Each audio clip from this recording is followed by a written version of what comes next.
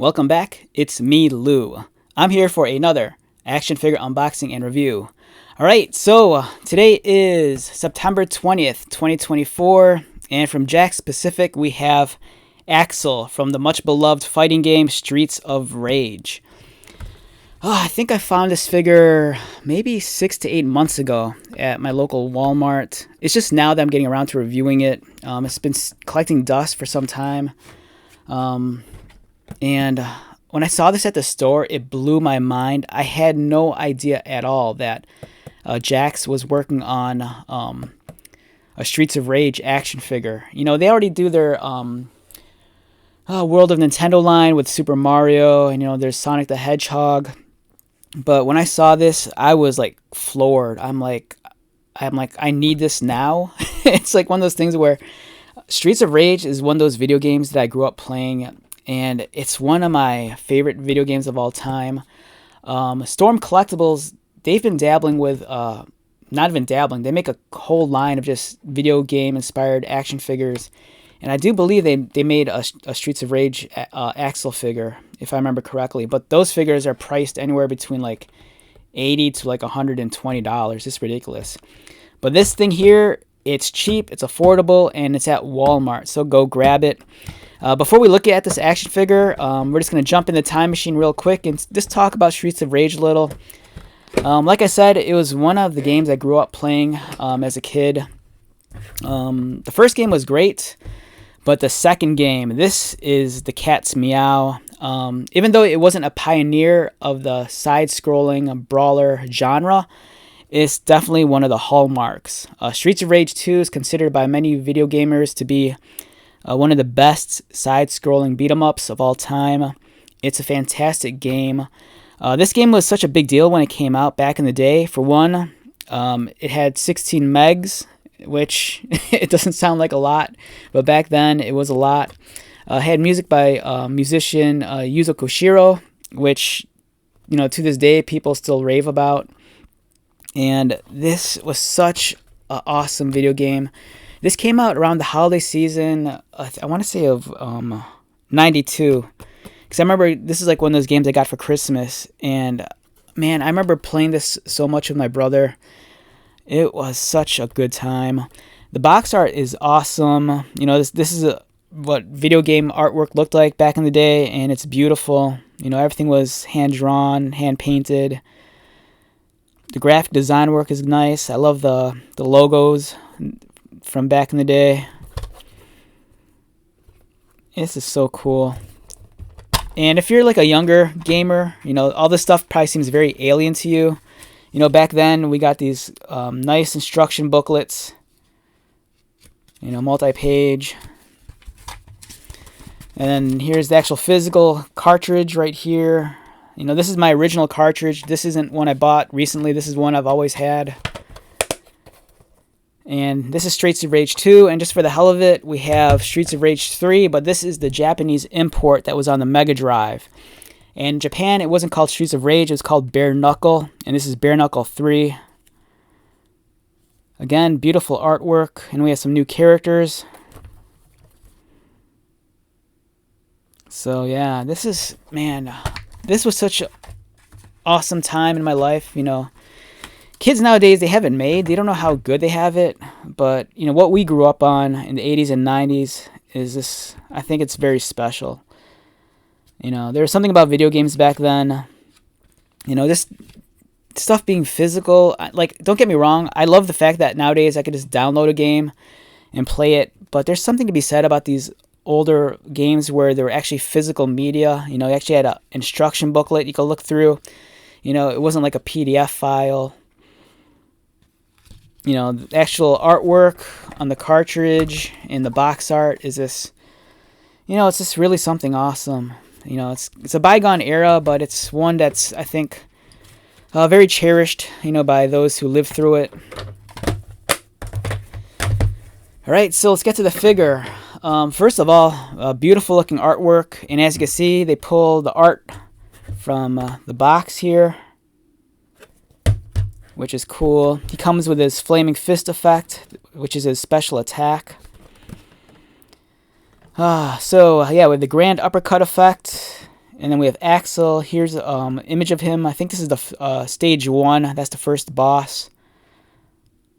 Now, I think it'd be awesome, because I know they do this with like the Mario and Sonic lines. Like, for example, in the Super Mario lines, Jakks gives you the small accessories like the coins and the stars. I think it just for giggles, it'd be fun if they gave us like the accessories like the turkey, for the health up. I think that'd be funny. Now, even though this is a small action figure, you're looking at 24 points of articulation, which is insane.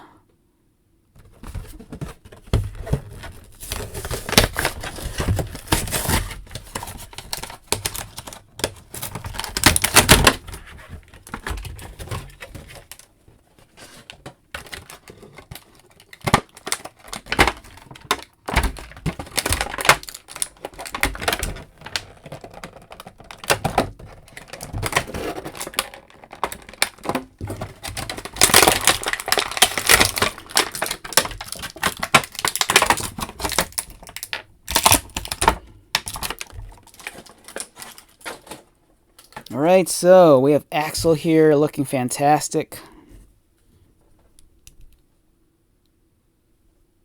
Alright, so he's looking a little bit overexposed. Let's see if I can balance this out.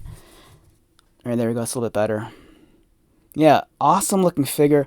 The sculpting on the face, I kind of feel like it's a little bit too soft. I wish the sculpting was a little bit crisper, because you do lose some of the finer details around his mouth. That's something we kind of see like in some other toy lines. For example, Bandai Namco's Dragon Stars line.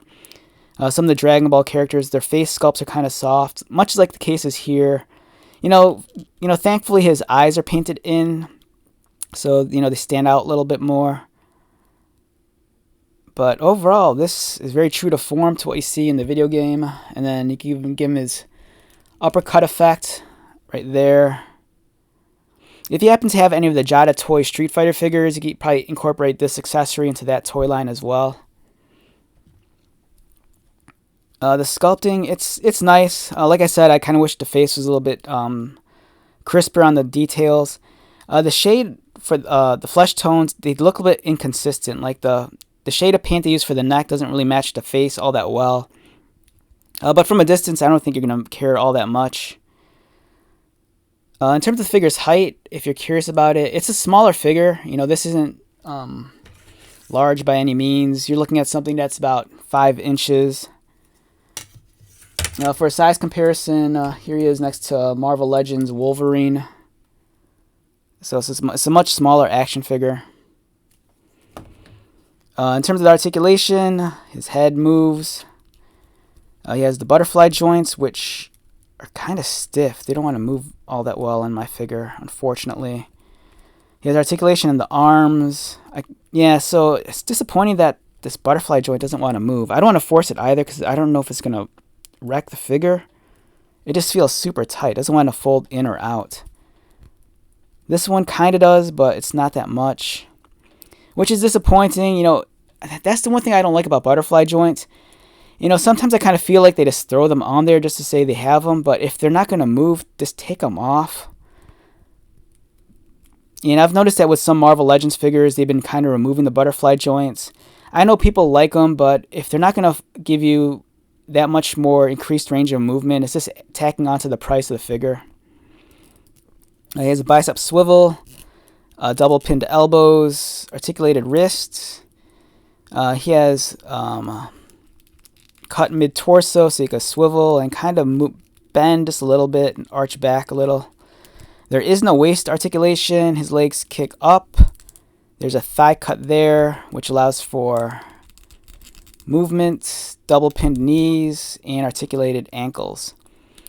Beggars can't be choosers, so even though this figure kind of has a few minor flaws, I'm not going to complain, because never in my mind would I think that in 2024 we would get an action figure based off of Streets of Rage, especially a video game that came out in the early 90s.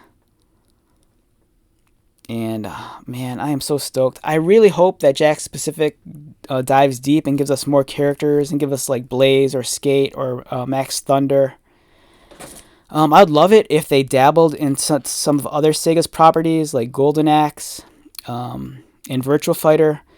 Granted, there are other companies, for example, like Storm Collectibles. They're producing a line of Golden action figures, but those are incredibly expensive. You're looking at figures that run the range of anywhere between $80 to like $140. But for this, incredibly affordable. You can find this at your local Walmart. If you're a fan of video games, especially Sega and Streets of Rage, this is a must purchase. It's really cool, and man, I just really hope they give us more figures. So, all right, so let's wrap this one up. Once again, my name is Lou. If you're new to my channel, welcome. If you are a returning viewer or subscriber, thank you so much for your continued support. I greatly appreciate it. So until the next video, be safe, take care of yourself, buy lots of toys, and most importantly, be happy. And I'll see you at the next one. All right, later.